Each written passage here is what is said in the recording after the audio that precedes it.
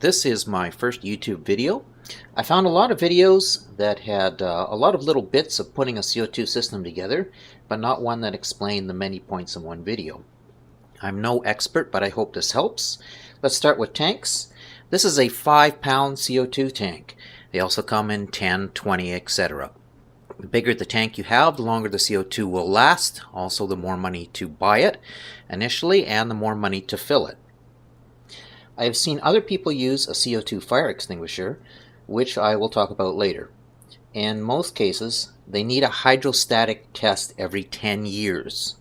And a hydrostatic test is they take a cylinder, take the valve out, fill it with water, they pressurize it, make sure there's no defects, empty it, do a visual inside, dry it all out, put the valve back in. Then they restamp it and it's good for 10 years. The reason you should know this is if you buy a used cylinder and the hydro is coming up for expiry, they will not fill it until you get a new hydro, which could be half the cost of a tank. So bear that in mind. Okay, the thread on all CO2 cylinders is CGA 320. Different gases use different fittings. You must reduce the gas pressure through a regulator. That regulator must have a CGA 320 adapter. You see the fittings right there, that thread? I'll go and show you the adapters you're required to hook up to it. This is a CGA 320 adapter. It's made by Western Brass and marketed by a number of companies. It's sold through Ackland's Granger, which is called Granger in the United States. It comes in two parts. You've got the nipple and you've got the nut. They go together and the part numbers are N61 and NP147. There's also a variety of washers available. They come in Teflon, plastic. This is plastic as well with a little bit of a half round to it. Any of them will work just fine for sealing it. Let me show you how they go together. Oh, also the cost of these should be about 14 bucks. It may be higher with shipping on eBay and places like that. So what we have here is the adapter, and basically it goes through there and then you put the washer in the end, and that will go and attach to the CO2 cylinder. The end of the adapter is national pipe thread. That means it's tapered. It usually takes about 4 turns of Teflon tape on the end, and then you can go and insert it into your regulator. Pressure regulators can be 1 or 2 stage, and they'll have 2 gauges on them. They'll have the high pressure gauge, which shows you what's in the tank, and the low pressure gauge, which shows you what the pressure is coming out of the regulator. In this case, the regulator has clearly marked in, and that's where this will thread into. Then you got the output of the regulator on this side. In our case, we're going to go to a nipple, then an adapter into a 110 volt solenoid.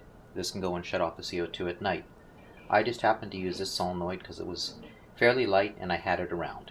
I've connected to 110 volt plug. You can get them pre-wired if you want. The end of the solenoid goes to a needle valve. Again, you can get these at Ackland's Granger. There are regular needle valves and precision needle valves. Regular needle valves about $7, precision one's about $35. With precision, it's easier to go and regulate it very finely. And then we go to national pipe thread to a nipple, and this will go and attach 4 millimeters to our hose. Here is the entire assembly. So you have your tank, your adapter fitting, your pressure regulator, your solenoid, your needle valve, and your hose barb at the end. You might want to lay out all these fittings at the store to make sure you have all the adapters you need before you go home and then find out you have the wrong size. If you're kind of shy about putting something like this together, you can buy the regulator with the correct fitting for CO2 and the solenoid all in one for about $135 on eBay. After you put this together, you should take dishwasher soap and water and a paintbrush and go through the whole thing and just touch it to make sure there's no bubbling so that you don't have any leaks and lose your CO2. Thank you. Next, we'll talk about the components going into the tank. And what you have here from the end of the hose barb, you'll go and take your hose, which should be rated for CO2. If you use silicone or something, in theory it can lose some of the CO2 through the walls of the hose, so you're better to use a CO2 rated hose. They sell them on eBay. You have to use a heat gun or hot water to go and get it flexible enough to attach, but it comes from the hose barb on the tank to a check valve, that's that one in red, and a bubble counter. Now some people do the bubble counter and then the check valve, really depends. Then up through you, over into your tank, and then down to a diffuser. And these are ceramic diffusers. You'll notice there's two kinds. They're different sizes, so when you're buying yours, take a look at the cross-sectional area, the size of the tank, and the amount of CO2 you want to go and put into it.